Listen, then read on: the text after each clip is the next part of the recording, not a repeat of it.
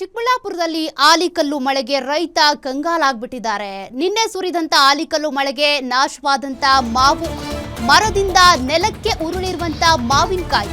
ಹೀಗಾಗಿ ಮಾವು ಬೆಳೆದಿರುವಂತ ರೈತರು ಈಗ ಕಂಗಾಲಾಗಿದ್ದಾರೆ. ಬೆಳೆ ಬರುವ ಹೊತ್ತಿನಲ್ಲಿ ಈ ಮಳೆಯಿಂದಾಗಿ ಅವಾಂತರ ಸೃಷ್ಟಿಯಾಗಿದೆ. ಲಕ್ಷಾಂತರ ರೂಪಾಯಿ ಖರ್ಚು ಮಾಡಿ ಬೆಳೆದಿದ್ದಂತ ಮಾವು ನಾಶ ಆಗಿದೆ. ಕಳೆದ ಬಾರಿ ಬೆಲೆ ಇಲ್ಲದೆ ನಷ್ಟ ಅನುಭವಿಸಿದ್ರು ರೈತರು. ಈ ಬಾರಿ ಆಲಿಕಲ್ಲು ಮಳೆಯಿಂದಾಗಿ ಬೆಳೆ ನಾಶ ಆಗಿ ರೈತರು ಕಂಗಾಲಾಗ್ಬಿಟ್ಟಿದ್ದಾರೆ. ಇದಕ್ಕೆ ಸಂಬಂಧಪಟ್ಟಂತೆ ನಮ್ಮ ಪ್ರತಿನಿಧಿ ರಾಜಪ್ಪ ಪ್ರತ್ಯಕ್ಷ ವರದಿ ಕೊಟ್ಟಿದ್ದಾರೆ, ನೋಡೋಣ. ದೊಣ್ಣೆಗೆ ನಿಮಿಷ ಅನ್ನೋ ಹಾಗೆ ಇಲ್ಲಿ ರೈತನ ಬದುಕು ಅತಂತ್ರ ಆಗಿರ್ತಕ್ಕಂಥದ್ದು. ಯಾಕಂದರೆ ರಾತ್ರಿ ಬಿದ್ದಂತಹ ಆಲಿಕಲ್ಲು ಮಳೆಗೆ ರೈತ ಸಂಪೂರ್ಣವಾಗಿ ನಷ್ಟ ಅನುಭವಿಸ್ತಾ ಇದ್ದಾನೆ. ಯಾಕಂದರೆ ಈ ಮಾವಿನ ಹಣ್ಣು ಏನಿತ್ತು ಎಲ್ಲವೂ ಕೂಡ ಸಂಪೂರ್ಣವಾಗಿ ನೆಲಕ್ಕುರುಳಿರ್ತಕ್ಕಂಥದ್ದು. ಮಾವಿನ ಗಿಡದಲ್ಲಿ ಇರಬೇಕಾಗಿರ್ತಕ್ಕಂಥ ಮಾವಿನಕಾಯಿ ಈಗ ಮಣ್ಣಲ್ಲಿ ಮಣ್ಣಾಗ್ತಾ ಇರ್ತಕ್ಕಂಥದ್ದು. ರೈತ ವರ್ಷವಿಡೀ ಕಷ್ಟಪಟ್ಟು ಬೆವರು ಸುರಿಸಿ ಗೊಬ್ಬರ ಔಷಧಿ ಹೊಡೆದು ಬೆಳೆದಂತಹ ಬೆಳೆ ಇವತ್ತು ಸಂಪೂರ್ಣವಾಗಿ ಮಣ್ಣು ಪಾಲಾಗಿರ್ತಕ್ಕಂಥದ್ದು. ಬಹುತೇಕ ಗಿಡದಲ್ಲಿರ್ತಕ್ಕಂಥ ಮಾವಿನಕಾಯಿಗಳೆಲ್ಲವೂ ಸಹ ನೆಲದಲ್ಲಿ ಬಿದ್ದಿರ್ತಕ್ಕಂಥದ್ದು.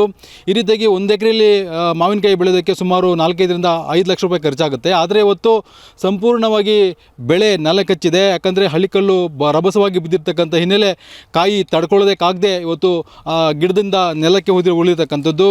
ಸಂಪೂರ್ಣವಾಗಿ ರೈತ ಇವತ್ತು ಏನು ಕಳೆದ ಬಾರಿ ಒಂದು 50 ರೂಪಾಯಿ 60 ರೂಪಾಯಿ ಇತ್ತು ಮಾವಿನಕಾಯಿ ಬೆಲೆ. ಇವತ್ತು ಏನೋ ಒಂದಷ್ಟು ನಿರೀಕ್ಷೆ ಇಟ್ಕೊಂಡಿದ್ದ, ಏನಾದರೂ ಸಿಗುತ್ತೆ ಈ ಬಾರಿ ಒಂದಷ್ಟು ಲಾಭ ಮಾಡ್ಕೋಬೋದು ಅಂತಕ್ಕಂಥ ನಿರೀಕ್ಷೆಯಲ್ಲಿ ರೈತ ಇದ್ದ. ಆದರೆ ಈ ರೀತಿಯಾಗಿ ಮಾವಿನಕಾಯಿ ಬಿದ್ದು ಈ ರೀತಿಯಾಗಿ ನೆಲ ಕಚ್ಚಿರ್ತಕ್ಕಂಥದ್ದು, ಸಂಪೂರ್ಣವಾಗಿ ಈ ರೀತಿಯಾಗಿ ಕಾಯಿಗಳು ರಾಶಿಯಾಗಿ ಬಿದ್ದಿರ್ತಕ್ಕಂಥದ್ದು. ಈ ಒಂದು ಹಿನ್ನೆಲೆ ಕೂಡ ರೈತ ಇವತ್ತು 1 ಲಕ್ಷದಿಂದ 2 ಲಕ್ಷ ರೂಪಾಯಿ ನಷ್ಟ ಆಗ್ತಾನೆ. ಯಾಕಂದರೆ ಇನ್ನೂ ಉಳಿದು ಇರತಕ್ಕಂಥ ಕಾಯಿಗಳು ಮರದಲ್ಲಿದ್ದಾವೆ. ಆದರೂ ಇನ್ನೂ ಏನಾದರೂ ಈ ರೀತಿಯಾಗಿ ಇವತ್ತು ನೈಟು ಅಥವಾ ನಾಳೆ ನೈಟ್ ಏನಾದರೂ ಈ ರೀತಿಯಾಗಿ ಆಲಿಕಲ್ಲು ಮಳೆ ಬಿದ್ದರೆ ಈ ಕಾಯಿ ಕೂಡ ಉದುರಿ ನೆಲದಲ್ಲಿ ಬೀಳುತ್ತೆ.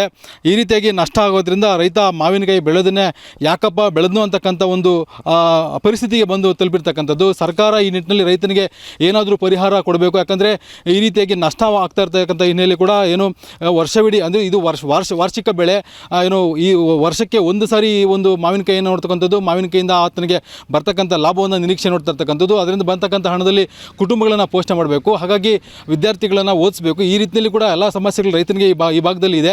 ಆದರೆ ಈ ರೀತಿಯಾಗಿ ನಷ್ಟ ಆಗ್ಬಿಟ್ರೆ ನಾಳೆ ಕೂಡ ನೇಣಾಕೊಳ್ಳೋ ಪರಿಸ್ಥಿತಿ ಕೂಡ ಇವತ್ತು ಹೋಗ್ತಾ ಇದ್ದಾನೋ. ಈ ಒಂದು ಸರ್ಕಾರ ಇವತ್ತು ಎಚ್ಚೆತ್ತುಕೊಂಡು ರೈತನಿಗೆ ಬೆಂಬಲ ಬೆಲೆ ಘೋಷಣೆ ಮಾಡುತ್ತಾ ಇಲ್ವಂತಕ್ಕಂಥದ್ದನ್ನು ಕಾದು ನೋಡಬೇಕಿರ್ತಕ್ಕಂಥದ್ದು. Rajappa, guarantee news, Chikkaballapur.